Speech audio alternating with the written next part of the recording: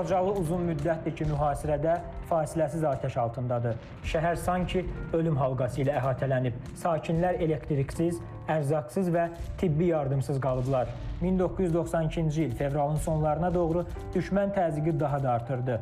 Ayın 25-i gecə isə əhalisi etnik Azərbaycanlılardan ibarət olan şəhərə 4 istiqamətdə hərbi texnika və canlı qüvvə ilə hücum edildi. İnsanlar canlarını qurtarmaq üçün şəhəri tərk etməli oldular.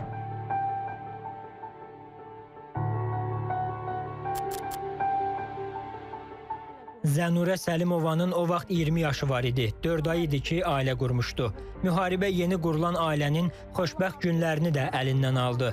İndi 54 yaşı var Zənurə xanımın. Yenə Xocalıda yaşayır. Övladları və nəvələri ilə birlikdə. Evi ilə üzbəyüz dayanan dağlara və meşəyə baxanda hər dəfə o dəhşətli gecəni bir daha xatırlayır. Biz demək olar ki, necə çətinliklə o meşəni, əllərimiz, yəni budağı belə aralayırdıq, elə yolu keçirdik. Özümüzə elə yol açırdıq. Ayağımızı atırdıq, torpaq, qar qarışıq. Yəni ayağımız elə bir ki, hardasa bir, hər ayağımızın ağırlığı 5 kilo, 10 kilo, elə addımımızı yeriyə bilmirdik. Ağırlıq, çətinlik çəkirdik. Bizi atəşə tutan da, bəx qeyd elədim ki, 50-60 nəfər. Amma məni ilə bir 15-20 nəfər heç gəlmədi. Hamısı şumun üstündə döşənili. Yəni həyatını erməni son qoydu. Söhbətimizin davamında Zənurə Səlimova dərin bir ah çəkir. Səsi titriyir, nəfəsi daralır. Dayısına verilən işgəncələri dilinə gətirəndə isə ürəyindəki ağrı gözündən yaş olub süzülür. 2 qolundan belə bağlayırlar kamaza, məftillə.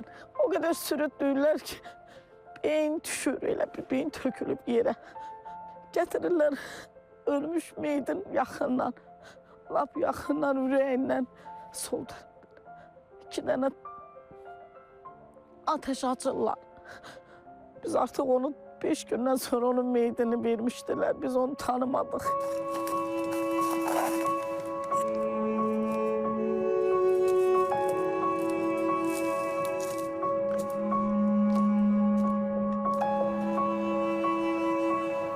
Qaranlıq meşə, soyuq hava, çaşqınlıq və qorxu vahiməli səslənir.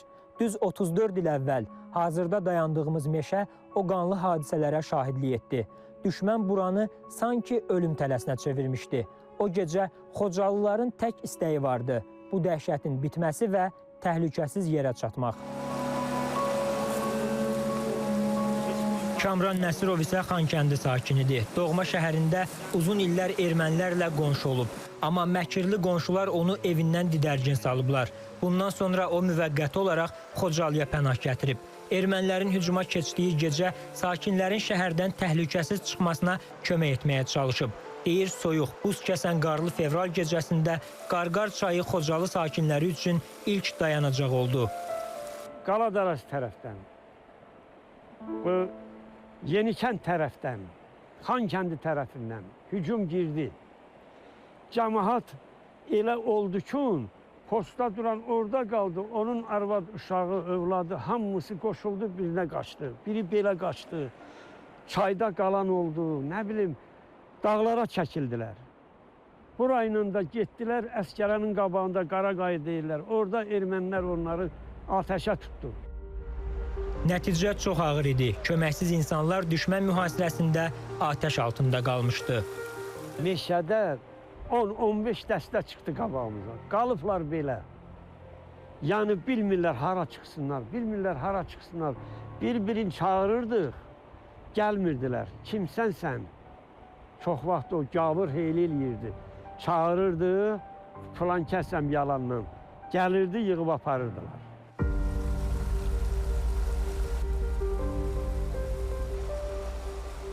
Aralarında körpə, qadın və ahılların da olduğu 613 şəxs xüsusi amansızlıqla qətlə yetirildi.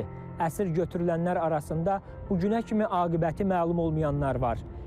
İllər ötdü, reallıq dəyişdi. İndi Xocalı azaddır. Bir vaxtlar günahsız Azərbaycanlıların ölümünə hökm verənlər isə Bakıda ədalət qarşısında cavab verirlər.